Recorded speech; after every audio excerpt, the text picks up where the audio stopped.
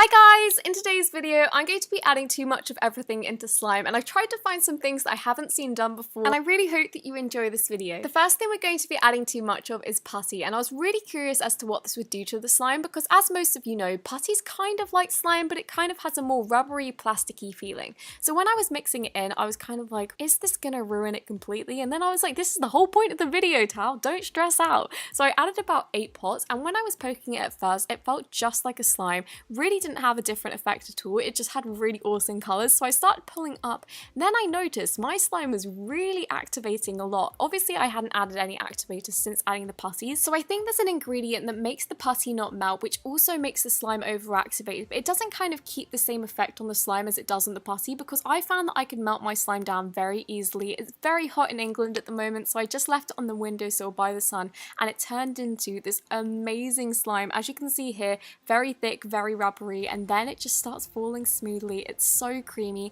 had a gorgeous fruity smell as well. It just had a bit of a gross colour, but it's so easy to colour things. You can use any food colouring, or you can use pens, markers, whatever you want, and it's so glossy, clicky, and has amazing crunches.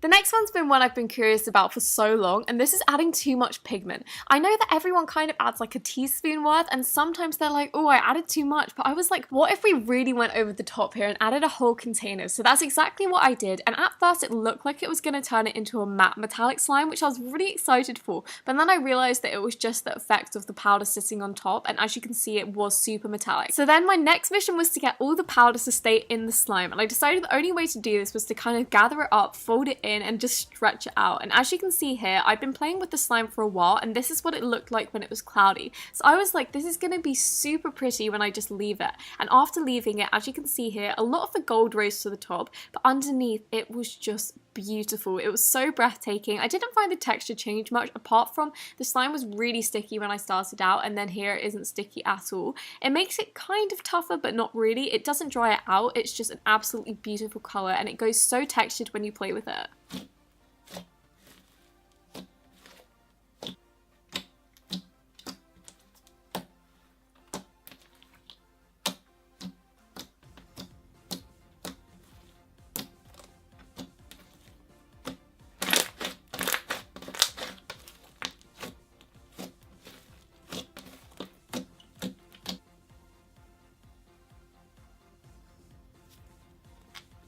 The next thing we're going to be adding too much of is glitter, and the main reason for this is because it makes it so pretty when it mixes into slime, but I've noticed that when I add quite a lot, it does change the texture. So I was wondering what would happen if I added a ton of glitter. I used the mixture of big glitter and also like thinner pigmenty glitter.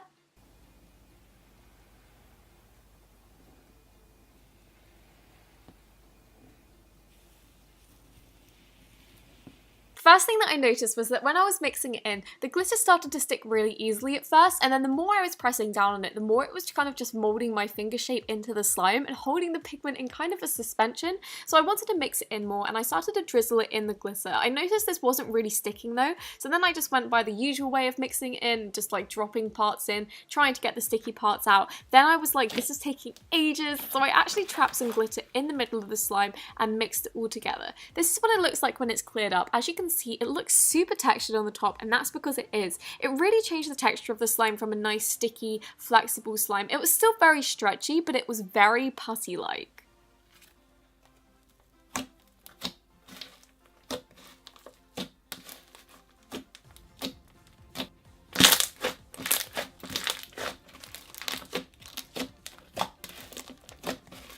The next thing we're going to be adding into slime is pom-poms, and this is mainly because I've seen a few of these added into slime, and I was just wondering what would happen if you added a whole pack. I started off with a really sticky clear slime just to ensure that I would get all the pom-poms in, and when I mixed them in, it was so soft. There wasn't much slime in the mixture because there was so many more pom-poms, so it didn't really stretch, but it had such amazing crunchy sounds, and it was so relaxing to squish down on it.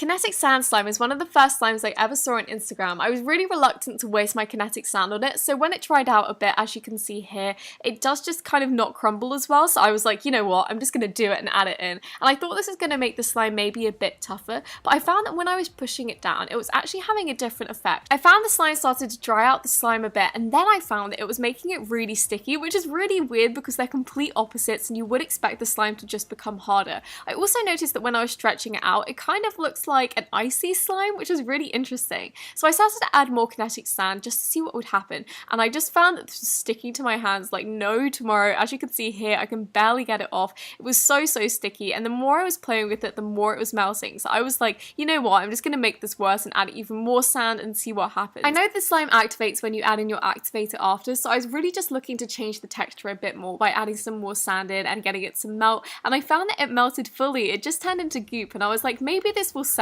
So after I mixed it all in, I just left it for a couple of minutes to see if it would become harder, but as you can see, it stays a squishy goop. So I decided to add loads of activator, and as you can see, this turns into probably one of my favorite slime textures ever. So thick, so doughy, it has like a nice little sizzle. It's also so stretchy, and I found the more I was stretching it out, the more air you can trap in it, and it makes the most amazing sizzly bubble sounds.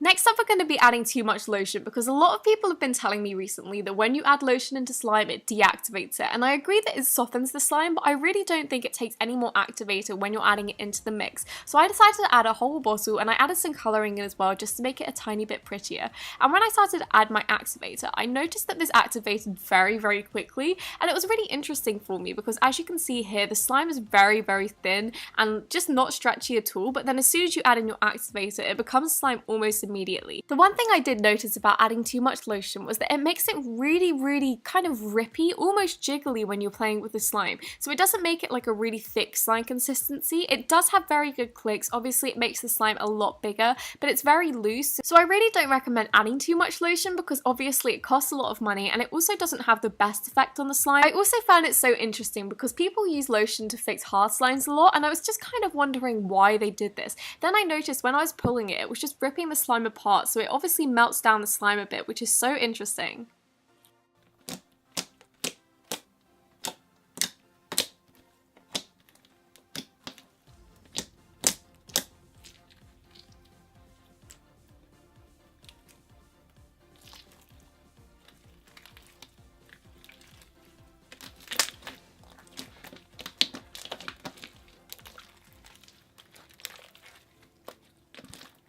I'm always being asked how to make a really jiggly clear glue slime, and I was really curious as to whether this would work because I know when I started making slime tutorials, I found clear slime so hard to make with water. By itself it's absolutely fine, but when you add in the water, sometimes it can kind of like separate. So I decided to add some glue, then I added a ton of water and started adding my activator, and I found that the glue was kind of doing what it did when I first started making slime, and it wasn't mixing in with the water much, it was just forming the slime at the bottom, and as you can see here, it's very stretchy, but it isn't really mixing in. I did try to carry on stirring it because I know sometimes with clear slime it activates the more you stir it, but I didn't find this was the case at all, so I just went in with some more activator in a hope to save it, but I found that this just made the slime at the bottom really hard, and again the water just stayed on top. So I was kind of like, how do I fix this? I don't want just a watery slime, so I decided to pick it up with my hands and start pulling at it. The one thing I found so interesting about adding this clear glue to the water is that it made it clear almost instantly. So even though it doesn't make a jiggly slime, it's a really good slime hack. I hope that you enjoyed enjoyed this video, and if you did, don't forget to give it a thumbs up, and also feel free to leave suggestions in the comments. I read literally every single comment, so if you want me to do a specific vlog, a specific video, or more giveaways, just let me know in the comments. Thank you so much for watching, and I'll see you next week.